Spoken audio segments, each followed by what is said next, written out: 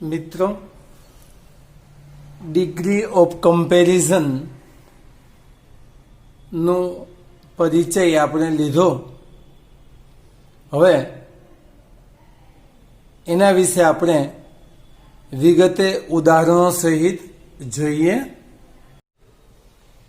તો degree of કમ્પેરિઝનને આપણે adopt close of comparison પણ કહી શકીએ. આ ઉપરાંત મેક સેન્ટેન્સ કોમ્પ્લેક્સ પણ કહી શકીએ. ક્યારેક બે અલગ અલગ સિમ્પલ સેન્ટેન્સ આપેલા હોય, I am tall, you are equally tall, combine the sentence કે અથવા તો મેક ઇટ કોમ્પ્લેક્સ કે તો પણ આપણે ડિગ્રી ઓફ કમ્પેરિઝનનો ઉપયોગ કરવાનો થાય. અને સાથે સાથે આપણે કમ્પ્લીટ ધ સેન્ટેન્સ અંતર્ગત છે વાક્ય કઈ રીતે કમ્પ્લીટ કરવાનું રહે એની પણ ચર્ચા કરીએ. તો જોઈએ આપણે ઉદાહરણ સાથે. I am tall. અહીંયા આ ટોલ છે એ એડજેક્ટિવ છે. You are equally tall. તો ઇક્વલી છે એ વસ્તુ આપણને સમાનતા બતાવે છે. એટલે જો આવું સેન્ટેન્સ આપેલું હોય અને સૂચના હોય કમ્બાઇન ધ સેન્ટેન્સ અથવા તો મેક ઇટ કોમ્પ્લેક્સ, તો આપણે એ વાક્યને આ રીતે કરી શકીએ, you are as toll as I. હવે મેં અહીંયા બ્લુ અંડરલાઈન કરેલી છે એસ થી માંડીને આઈ સુધી. ઘણીવાર પરીક્ષામાં આપણને કમ્પ્લીટ ધ સેન્ટેન્સ અંતર્ગત આવો પ્રશ્ન પૂછાય અને કાઉન્સમાં એઝ, ટોલ અને આઈ આ ત્રણ શબ્દો આપેલા હોય તો એઝ છે ક્યારે એકલો હોતો નથી, કાં તો એની સાથે સો વપરાયેલો હોય, સો સાથે એઝ હોઈ શકે અથવા એઝ સાથે એઝ હોઈ શકે. એટલે બે એઝ વચ્ચે એડજેક્ટિવ કે એડવર્બ આવવું જોઈએ. તો જ્યારે આવી રીતે એઝ, ટોલ અને આઈ આવી રીતે શબ્દો આપેલા હોય તો you are as toll as, અહીંયા ભલે એક જ એઝ આપેલો હોય પણ બીજો એઝ ની જરૂર પડશે જ, તો જ આપણું પોઝિટિવ ડિગ્રીનું વાક્ય તૈયાર થાય. આ એઝ નો મતલબ આપણને પોઝિટિવ ડિગ્રી સૂચવે છે અને આપણે પોઝિટિવ ડિગ્રીનું વાક્ય બનાવવાનું છે. તો you are as toll as I, આ રીતે આપણે વાક્ય કમ્પ્લીટ કરવાનું આવે. હવે એવી જ રીતે ઘણીવાર એવું પણ બને કે કૌંસમાં ટોલ પછી ધેન અને યુ આવા શબ્દો આપે તો અહીંયા આઈ એમ નોટ આપેલું છે પણ ધેન છે એ શું બતાવે છે? કમ્પેરેટિવ ડિગ્રી બતાવે છે. તો ટોલનું ટોલ નહીં રાખીએ, આપણે ટોલ કરવું પડે. તો I am not taller than you. તો આ રીતે છે એનું કમ્પેરેટિવ ડિગ્રીનું વાક્ય બને. ધેન બતાવે છે એટલે. હવે મિત્રો અહીંયા આ બે વાક્યોને માત્ર નજરમાં લઈએ, આ પોઝિટિવ ડિગ્રીનું વાક્ય અને આ કમ્પેરેટિવ ડિગ્રીનું વાક્ય. જો ટ્રાન્સફોર્મેશનની બાબત આવે વાક્યમાં તો શું કરવું? તો પોઝિટિવ ડિગ્રીનું વાક્ય હોય તો કમ્પેરેટિવનું બનાવવું પડે, કમ્પેરેટિવ ડિગ્રીનું વાક્ય હોય તો પોઝિટિવ બનાવવું પડે. હવે આપણે અહીંયા આ વાક્યને પોઝિટિવને ધ્યાનમાં લઈએ તો આપણે આમાંથી પોઝિટિવમાંથી કમ્પેરેટિવ બનાવવું પડે. તો પોઝિટિવનું છે ખબર કેમ પડશે? તો વાક્યમાં એસ છે એટલે. અને કમ્પેરેટિવ બનાવવું છે તો પાછલા એસની બદલે આપણે ધેન હોવો જોઈએ. બીજો શું ફેરફાર કરવાનો રહ્યો? તો બીજો ફેરફાર એ થાય કે આપણું આ વાક્ય છે પોઝિટિવ હતું અને એ એફર્મેટિવ હતું, તો એફર્મેટિવનું વાક્ય આપણે નેગેટિવ કરવું પડશે. બીજું, ટોલ શબ્દની એડજેક્ટિવ છે તો ટોલ શબ્દની પાછળ ઈઆર લાગે છે એટલે ટોલ કરવું પડે. તો આ વાક્યને નેગેટિવ કર્યું અને ટોલર ધેનનો ઉપયોગ કર્યો અને વાક્યની શરૂઆતમાં જેનું નામ કે સર્વનામ હોય એને બંનેને ઇન્ટરચેન્જ એટલે કે આગળ પાછળ કરવાના એટલે આ વસ્તુનો આપણે ખાસ ખ્યાલ રાખવાનો છે. Balwant is short, Kishan is not so short. આવું વાક્ય છે એને કમ્બાઇન ધ સેન્ટેન્સ કહે અથવા મેક ઇટ કોમ્પ્લેક્સ પણ કહે. તો Kishan is not so short as Balwant. અને હવે અહીંયા બ્લેક અંડરલાઈન કરેલી છે. સો શોર્ટ અને બલવંત આવું શબ્દો આપે બ્રેકેટમાં અને અધૂરું વાક્ય કમ્પ્લીટ ધ સેન્ટેન્સ અંતર્ગત આપે તો સો છે એટલે આપણે પોઝિટિવ ડિગ્રીનું વાક્ય બનાવવું પડે, નેગેટિવ બનાવવું પડે.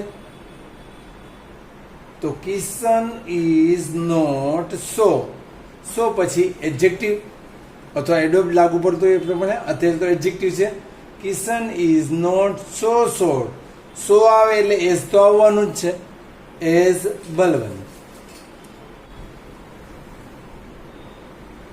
હવે એવી જ રીતે શોર્ટ આપે બ્રેકેટમાં, ધેન આપે અને કિશન આપે. વાક્યની શરૂઆતમાં બલવંતીસ આપેલું હોય તો ધેન આપે છે એનો મતલબ કે આપણે જે વાક્ય બનાવવાનું છે કમ્પેરેટિવ બનાવવાનું છે. કમ્પેરેટિવ બનાવવું હોય ત્યારે શોર્ટ શબ્દ પાછળ ઈઆર લાગશે એટલે Balwant is shorter than Kishan. તો આ થઈ વાત કમ્પ્લીટ ધ સેન્ટેન્સની. અને માની લઈએ કે ટ્રાન્સફોર્મેશનની વાત આવે તો આપણા આગળ જે આ વાક્ય હતું Kishan is not so short as Balwant, તો એ વાક્ય આપણા પાસે નેગેટિવ હતું.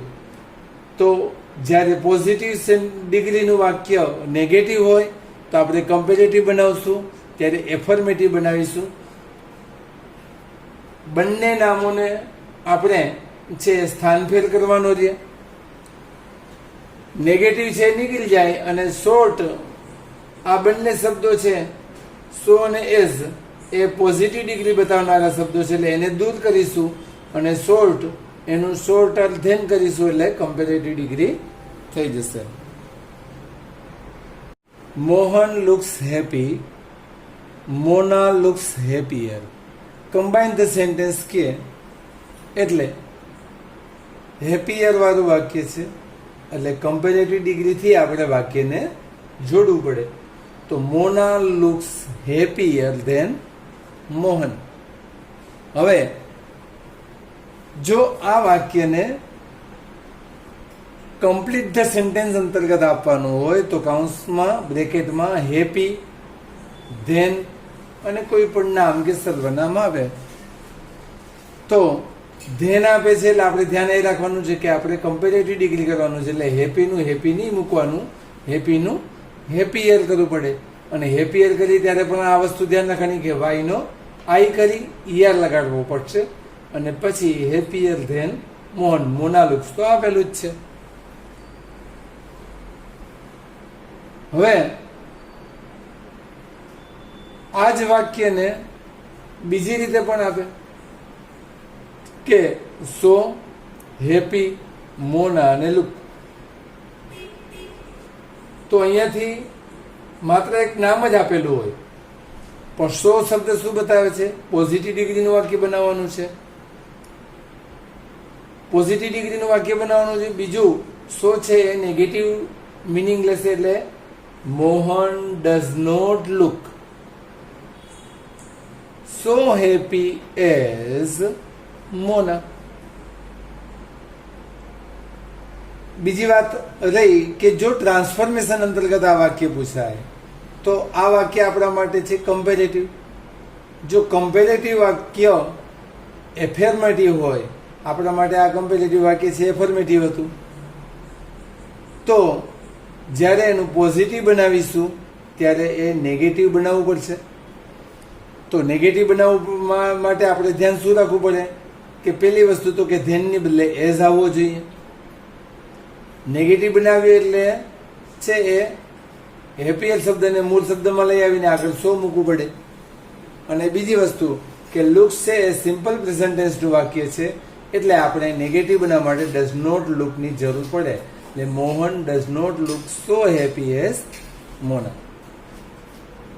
નેક્સ્ટ સેન્ટેન્સ જોઈએ. I run fast, Nitin does not run faster. હવે જ્યારે આ વાક્યને કમ્બાઇન્ડ સેન્ટેન્સ અંતર્ગત પૂછવામાં આવે ત્યારે Nitin does not run faster than I. Nitin નામ આપી કાઉન્સ બ્રેકેટમાં નોટ, ફાસ્ટ, ધેન, આઈ અને રન એવા શબ્દો આપે તો ધ્યાન શું રાખવાનું કે નોટ આપ્યું છે મતલબ કે નેગેટિવ સેન્ટેન્સની જરૂર છે. નીતિન સાથે આપણે નોટ લઈએ તો ડઝ નોટ રન અથવા ડીડ નોટ રન પણ લઈ શકીએ, પણ લેવાનું છે નેગેટિવ એ તો ખાસ છે જ. ધેન આપેલું છે એટલે આપણે કમ્પેરેટિવ ડિગ્રીનું વાક્ય બનાવવાનું છે, એ ખાસ ધ્યાન રાખવાનું. તો ફાસ્ટનું કરીશું ફાસ્ટર ધેન આઈ. હવે એ જ રીતે રન, ફાસ્ટ અને એઝ અને નીતિન. મિત્રો અહીંયા એઝ આપ્યું છે, નોટ નથી આપ્યું. જો નોટ આપેલું હોત તો આપણે આ વાક્યમાં શોનો ઉપયોગ કરવો પડે. એટલે I run as fast as Nitin.